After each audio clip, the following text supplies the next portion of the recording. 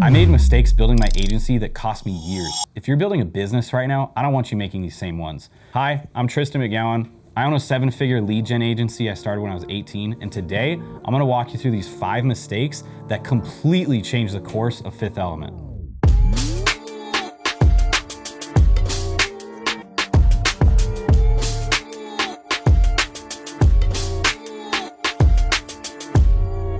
Five biggest mistakes I've made with Fifth Element in the past 5 years. Had Fifth Element for a little over 5 years now. Number one is not marketing myself. So we're a marketing agency that wasn't doing any kind of marketing, which is insane. That one's pretty simple.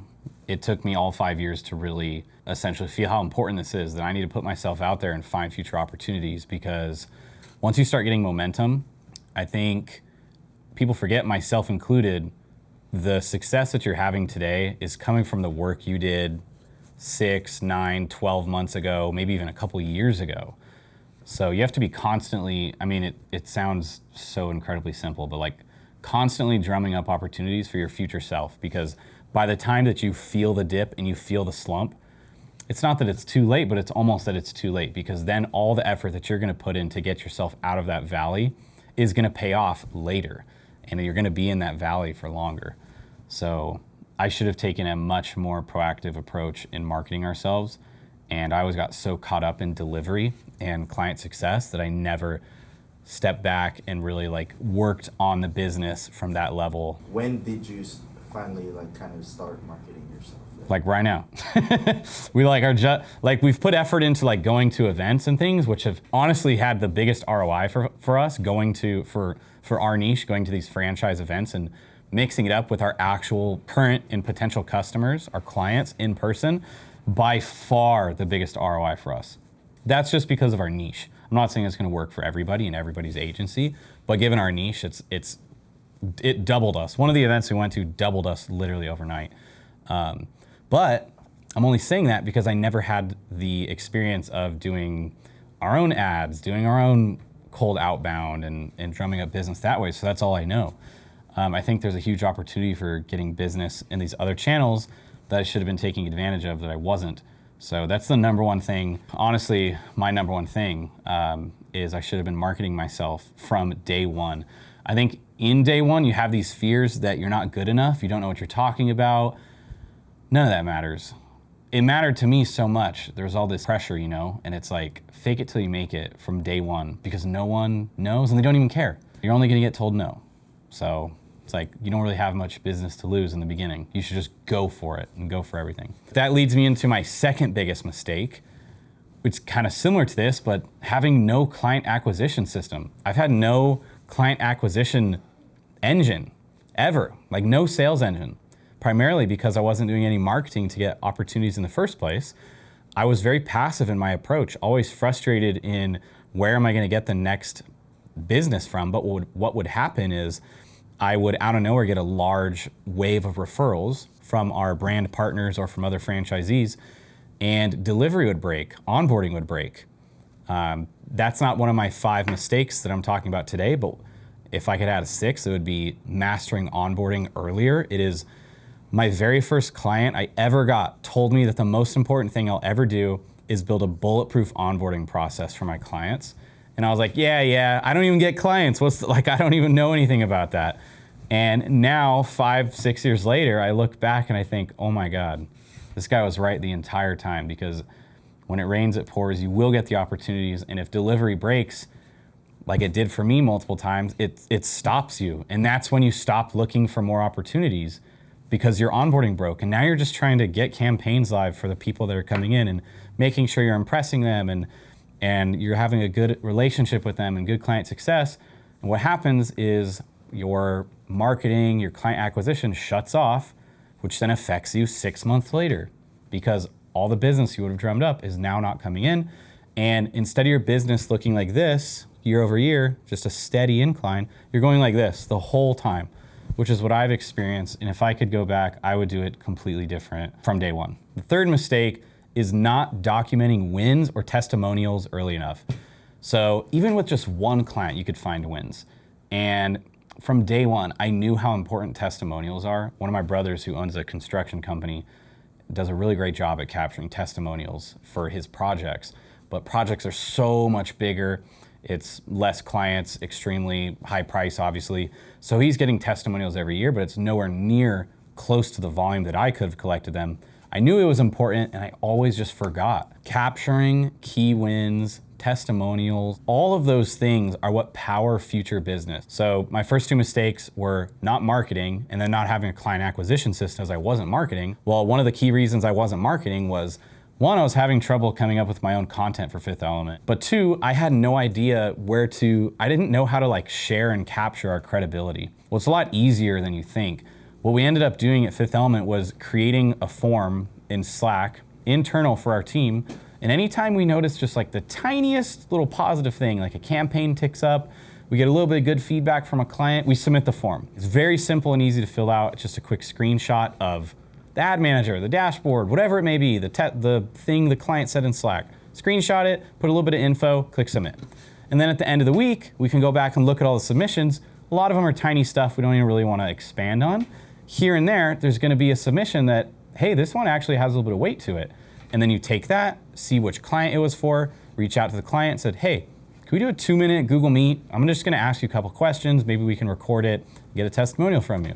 It's that simple. It is a problem that I wish I could go back and fix earlier, but the sooner that you can capture key wins and testimonials, the sooner you can prove your credibility, and it's only gonna help you. It will literally make a material difference in your own advertising, your own website and things like that, but it'll really, really help you get those referrals and drive. So my top 3 mistakes all have to do with setting myself up for success in the future to help grow the agency. My mind was nowhere close to those 3 things when I first started Fifth Element. It was purely just, I'm gonna try to make some cash after class in college. And now my mind is in a different space, and I really wish I could go back and talk to younger Tristan. All right, number 4 has to do with hiring. Hiring employees is very difficult. Finding the talent that you need is challenging. Not to mention when you're an agency owner, it might be your first business. If you're bootstrapping it, which I think most people do, it's a very young business, it's a small business.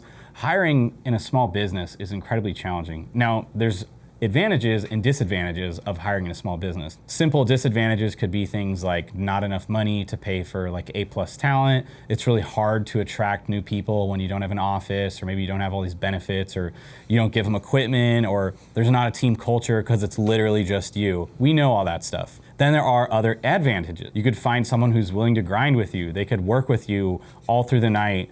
I had someone that worked for me when I was in college that would literally fly out to Idaho. I was going to Boise State, and they would spend weeks at a time with me just grinding in our office. So I wouldn't even worry about these advantages and disadvantages. One of the key things that I could have done better when I was hiring all of our first employees had nothing to do with the person themselves, but the org chart and the like model that I was building around this person. And here's what I mean. When you're a small business, it's very easy to run into key man risk, which means you only have 1 or 2 people doing that said task or job or have that responsibility. And it's extremely important that they do this. And because there's only 1 guy doing it, if that person leaves, you only have 1 ad manager that's managing 100 accounts and you have 200 clients. Well, if this guy leaves, there's no way you can fix this overnight. You literally cannot manage 200 ad accounts. For me, I was going after cheap labor and hiring other college students. And what I was doing was I was like specializing their role way too much. So I'd say, you're gonna come in and you're gonna be a content scheduler. All you're gonna do is schedule content for all of our accounts. You're gonna be an ad manager. You're gonna come in and you're gonna manage the ads for all of our accounts. You're gonna send Instagram direct messages and do cold outbound for our clients. You're gonna come in and do these DMs for all of our accounts. And then I kept running into issues where this person would get burned out because 1, they're literally managing all of the accounts and it's such a big body of work. 2, they're doing the same thing over and over and over. They have no like range to their job. It's the same task. They get burnt out and then they leave. And here I am, stuck with hundreds of accounts, hundreds of campaigns, hundreds of posts to schedule, all this stuff that I now have to do.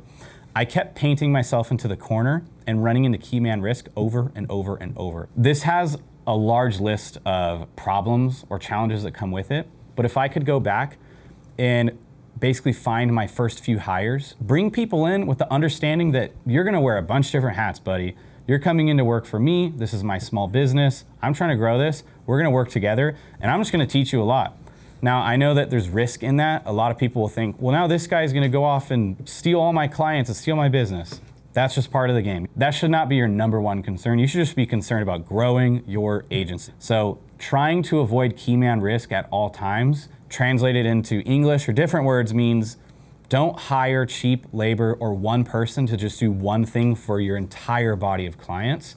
You're gonna run into some issues. Instead, bring them in, teach them a little bit of everything or multiple things, because they'll be more resourceful, they could help do more things, and then you can hire multiple people that are all doing multiple things. I don't think you should be hiring an extreme specialty role until you get a little bit bigger, unless it's just like bulletproofed or built different. Or find a contractor. Have someone you could just pay on a 1099, because you can get contractors left and right, and it's a lot less of a headache than trying to manage an employee. That takes me into number 5, the 5th biggest mistake. Actually, it's just in the top 5. I wouldn't say this is the 5th. I don't think there's a particular order with these last couple. Figuring out not just my niche. Something I preach is that you don't need a niche in the beginning. Just do the work. Work with anybody and everybody.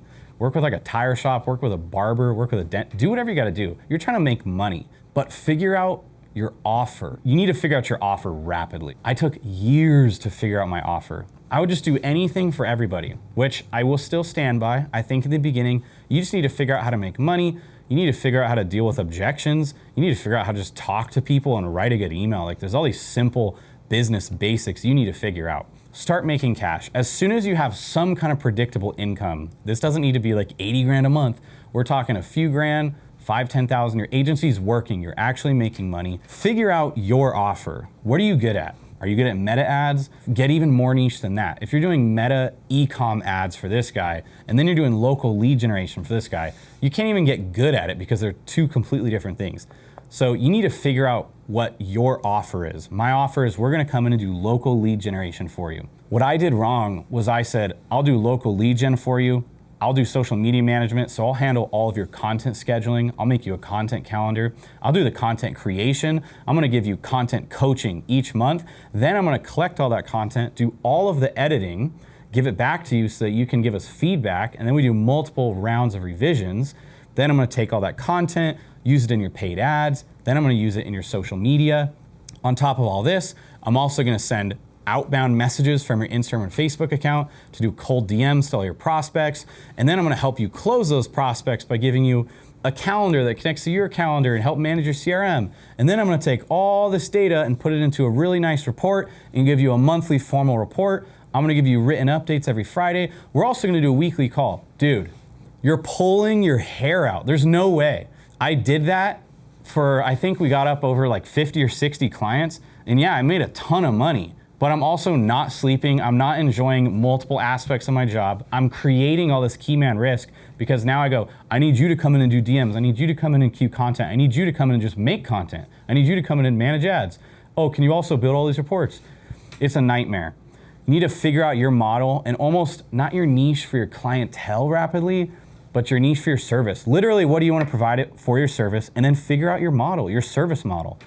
That's the next thing, is figuring out your legitimate service model and your pricing, which can always change. But figure out what you're good at, what you want to do, get very focused. Look up a book called Blue Ocean Strategy. That's all I'll say. I think it's much better to be a tire shop and be really freaking good at changing tires in an agency than it is being a tire shop that also changes oils, repairs windshields, and then makes tacos in the back for you.